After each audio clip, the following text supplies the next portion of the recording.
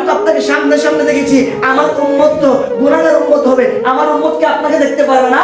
আমার আল্লাহ বলে হ্যাঁ নবী, হ্যাঁ আমার আপনার উম্মত আমাকে আপনাকে, আপনি যেরকম আমাকে দেখেছেন আপনার উম্মত আমাকে দেখতে পারবে।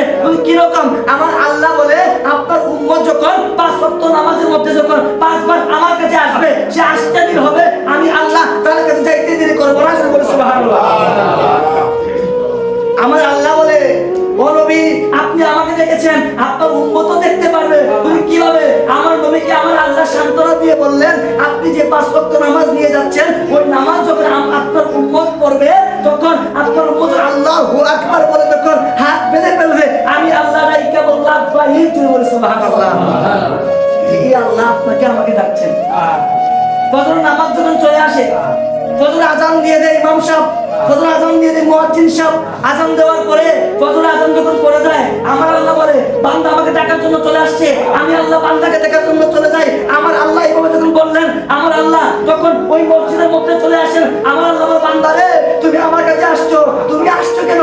আমি তোমার ঘরের মধ্যেই চলে যাইতাম। সুবহানাল্লাহ। আমরা ওই উম্মত হয়েছি, ওই নবীর উম্মত, শ্রেষ্ঠ নবীর শ্রেষ্ঠ নিয়ামত আমরা পেয়েছি, যে নামাজ আমার আল্লাহ পাক রব্বুল আলামিন প্রত্যেক নবী অনেক অনেক নবীগণ 50 ওয়াক্ত নামাজ পড়েছেন, কিন্তু আমার নবীজি উম্মতের জন্য 50 ওয়াক্ত নয় 5 ওয়াক্ত নামাজ দিয়েছেন। এই 5 ওয়াক্ত পড়লেই 50 ওয়াক্ত নামাজের সওয়াব দান করবেন। সুবহানাল্লাহ।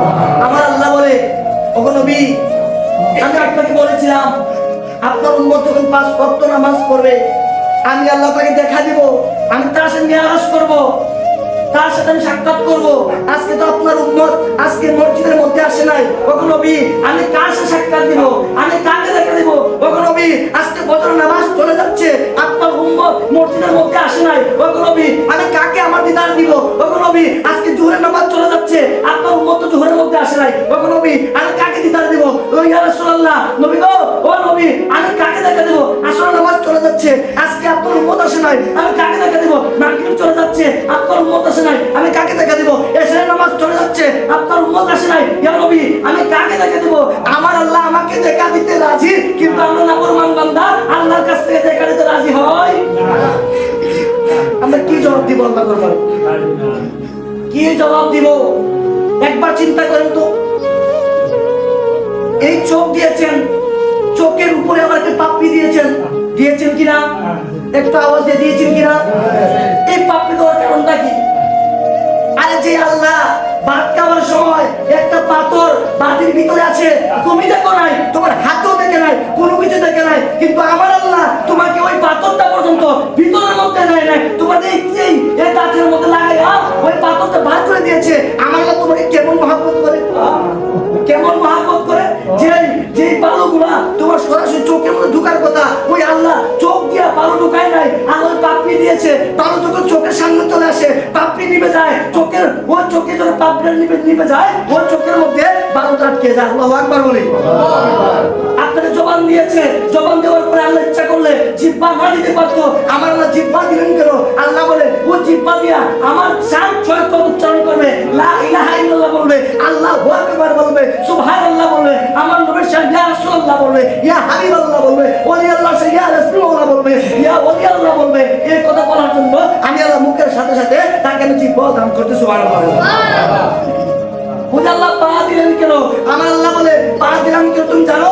পা দিয়েছে একমাত্র তুমি আমার বন্ধু নবীদের শান সৈকত যেই জায়গার মতো হবে, ওই শান সৈকত জায়গার মধ্যে তুমি যাইবা। সুবহানাল্লাহ। আমার আল্লাহ ওই নাক দিয়েছেন, নাকের ভিতরে আবার রুম দিয়েছেন, পশম দিয়েছেন। পশম কেন দিয়েছেন? বৈজ্ঞানিক বলে যদি এই পশম যদি তোমার ওই নাকের ভিতরে না থাকে, তাহলে তোমার অনেক রোগ বাড়ায় থাকবে, অনেক রোগ হবে, অনেক কিছু হবে। তোমার এই নাকের ভিতর দিয়া যখন ময়লা ঢুকে যাবে, ময়লা ঢোকার কারণে তোমার অনেক অনেক অসুস্থ হয়ে যাবে, তোমার অনেক রোগ হয়ে যাবে, জীবনে ঢুকে যাবে। ওই আমার আল্লাহ পাক রব্বুল আলামিন আপনাকে আমাকে কেমন মহব্বত করে আমার আল্লাহ পাক রব্বুল আলামিন নাক তো দিয়েছেন, তার সাথে আবার একটু পশম দিয়েছেন। কেন? ওই যখন ধুলাবালু যখন ঢুকবে, ওই পশমে আপনার ধুলাবালু আটকে দিবে। আল্লাহু আকবার। আল্লাহ এত কিছু দেওয়ার পরে আজকে আমরা নামাজের মধ্যে আসতে রাজি বলেন? আসতে রাজি? এত কিছু আমার আল্লাহ শান সৈকত আপনাকে আমাকে দান করছে, কিন্তু আপনার আমি ওই শান সৈকত দিতে রাজি হই না।